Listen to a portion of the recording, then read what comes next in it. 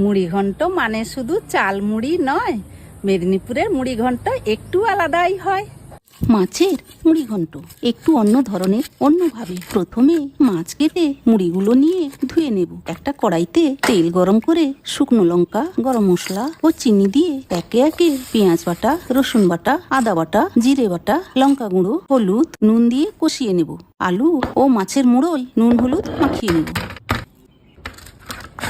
কড়াইতে মুড়োগুলো ভেঙে নিয়ে তারপর আলুগুলো ও ছোট ছোট কুচি করে রাখা নারকেলগুলো ভেজে ওই মশলা কষার সাথে দিয়ে সবগুলো ভালো করে কষিয়ে জল দিয়ে ঢাকা দিয়ে দেব 10 মিনিট। তারপর ওপর থেকে ঘি ও গরম মশলা বাটা ছড়িয়ে গরম ভাতের সঙ্গে উপভোগ করুন এই ভিন্ন স্বাদের মুড়ি ঘন্ট। মেদিনীপুরের এই মুড়ি ঘন্ট স্বাদে অতুলনীয়, নিশ্চয়ই খেয়ে দেখবেন।